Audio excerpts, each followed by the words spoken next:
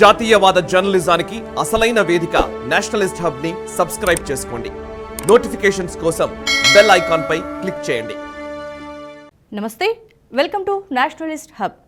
ఖలిస్తానీ నేత warriors Punjab they నాయకుడు అమృత్పాల్ సింగ్ లోక్సభ ఎన్నికల్లో విజయం సాధించాడు. పంజాబ్లోని ఖదూర్ సాహిబ్ స్థానం నుంచి గెలుపొందాడు. ఏకంగా 1,97,120కి పైగా ఓట్ల తేడాతో ఎంపీగా గెలిచాడు. అమృత్పాల్ స్వతంత్ర అభ్యర్థిగా ఎన్నికల బరిలో నిలవగా కాంగ్రెస్ అభ్యర్థి కుల్బీర్ సింగ్ ఓటమి చవిచూశారు. అమృత్పాల్ ప్రస్తుతం జాతీయ భద్రతా చట్టం కింద అస్సాంలోని డిబ్రూగఢ్ జైల్లో ఉన్నాడు. వారిస్ పంజాబ్ దే సంస్థ వ్యవస్థాపకుడు దీప్ సింధు మరణంతో అమృత్పాల్ ఆ సంస్థకి తానే నాయకుడినని ప్రకటించుకున్నాడు. పంజాబ్ నుండి ఖలిస్తానీ కార్యకలాపాలకు ఆజ్యం పోస్తూ ఉండేవాడు. అలాంటి వ్యక్తిని ఈ ఎన్నికల్లో ఓటర్లు గెలిపించారు. ఇక అమృత్పాల్ సింగ్ తల్లిదండ్రులు తమ కొడుకును బయటకు తీసుకుని రావడానికి చాలా ప్రయత్నాలే చేస్తున్నారు. పార్లమెంటు సభ్యునిగా ప్రమాణ స్వీకారం చేసేందుకు వీలుగా అమృత్పాల్ సింగ్ ను విడుదల చేయాలని కోరుతున్నారు. అతడిని పెరోల్ మీద బయటకు తీసుకుని రావడానికి దరఖాస్తు దాఖలు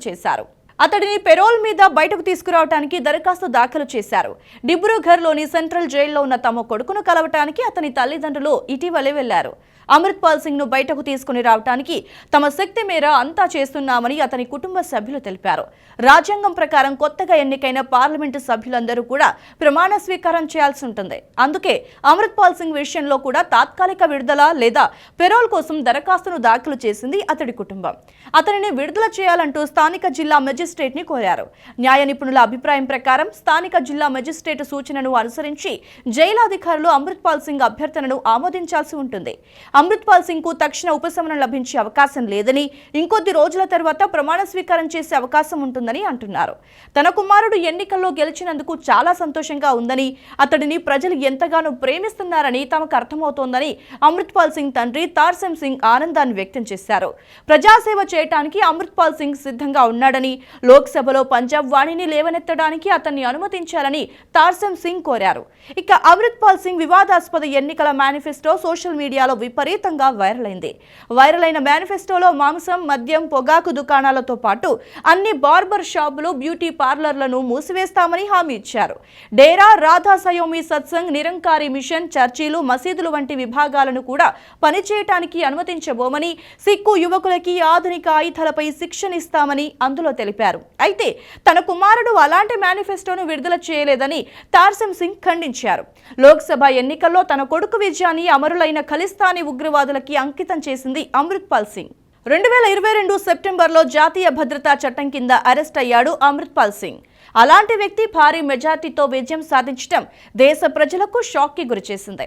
ప్రత్యేక ఖలిస్తాన్ దేశం కావాలనటమే కాకుండా అమృత్పాల్ సింగ్ పాకిస్తాన్ గూఢచర్య సంస్థ ISI ఏజెంట్ అనే ఆరోపణలు కూడా ఉన్నాయి. అమృత్పాల్ విజయంతో పంజాబ్ లో ఖలిస్తాన్ తీవ్రవాదం పెరిగే అవకాశం ఉందని దేశ ప్రజలు ఆందోళన తెలుపుతున్నారు. కొత్తగా ఎన్నికైన మరో ఎంపీ రషీద్ షేక్ కూడా జైల్లోనే ఉన్నాడు. పార్లమెంటు సభ్యునిగా ప్రమాణం చేసేందుకు మధ్యంతర బెయిల్ కోసం ఇప్పటికే ఢిల్లీలోని పాటియాలా హౌస్ కోర్టుని ఆశ్రయించారు. నేషనల్ ఇన్వెస్టిగేషన్ ఏజెన్సీ దాఖలు చేసిన కేసులో టెర్రర్ ఫైనాన్సింగ్ ఆరోపణలపై ఆగస్టు 9, 2019 నుండి రషీద్ షేక్ ఢిల్లీలోని తీహార్ జైల్లో ఉన్నాడు. బారాముల్లా లోక్సభ స్థానం నుంచి జమ్మూ కాశ్మీర్ మాజీ ముఖ్యమంత్రి ఒమర్ అబ్దుల్లాపై రషీద్ 2 లక్షల ఓట్ల తేడాతో విజయం సాధించాడు. దేశానికి వ్యతిరేకంగా పనిచేసిన అభ్యర్థులని ప్రజలు గెలిపించడం షాకింగ్ గా అనిపిస్తోంది. ఈ వీడియో మీకు నచ్చినట్టయితే లైక్ చేయండి, 10 మందికి షేర్ చేయండి. అలాగే కామెంట్ల రూపంలో మీ అభిప్రాయాలను మాతో పంచుకోండి. Nationalist hub group of channels ను సబ్స్క్రైబ్ చేసుకుని తెలుగునాట జాతీయవాద జర్నలిజాన్ని ప్రోత్సహించండి. ఈ వీడియో కింద ఉన్న బెల్ ఐకాన్ పై క్లిక్ చేయడం మర్చిపోవద్దు.